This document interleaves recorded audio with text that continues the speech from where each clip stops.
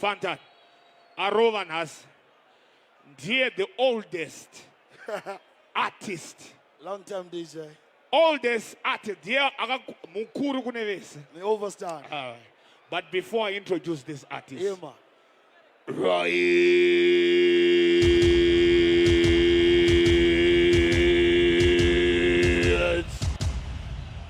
Yo! Right about it now, somebody when you hear the voice, you should know that the voice of the voiceless is that fabulous commander here being the first of his name and the defender of the common people. Right about now, we say greetings in the mighty divine name of his imperial majesty Empire, the King Selassie I the first. The conquering line of tribe of Judah reigns and living out of all flesh, ever living of a faithful and ever sure. Blessed is the man God of the ungodly, I would have set up in the ways of sinners. For he is sorry, Mr. Water, the sitting in the might of his almighty. Holy man, the King Selassie. Sure. Tennis Ball Center. Dagu introduce a Tara wangu chai. Dagataka kumunzu kwandiri mfana so. Ladies and gentlemen, are you ready for Ngwere diki?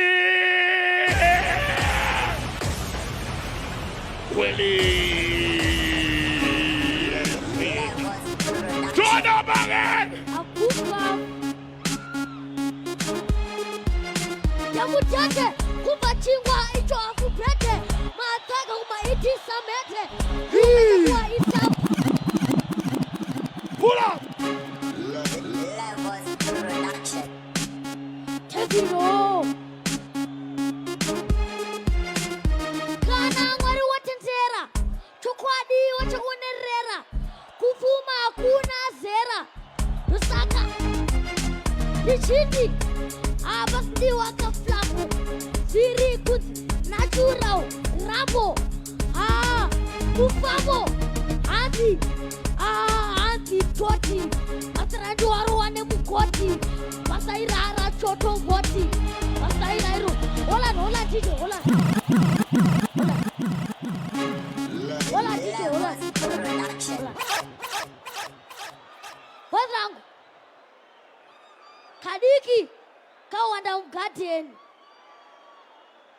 Akana kuya kahwanda mugadern.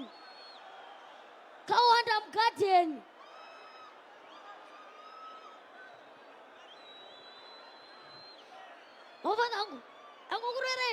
Freestyle chat. Oh.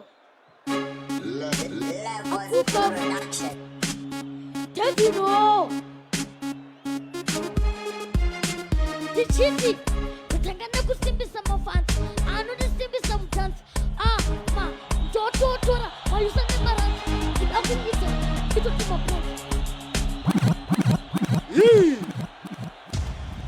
One song. One last song. One song. Ngwere diki.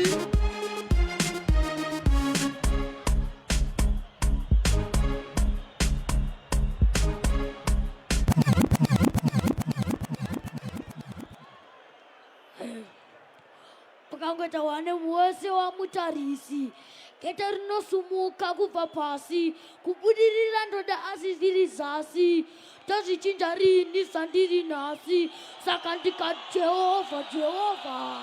Ama musafuratire geto rangu. Pageto pakazara nemarova. Baba mundichengetere geto rangu. Baba muri mwarasi.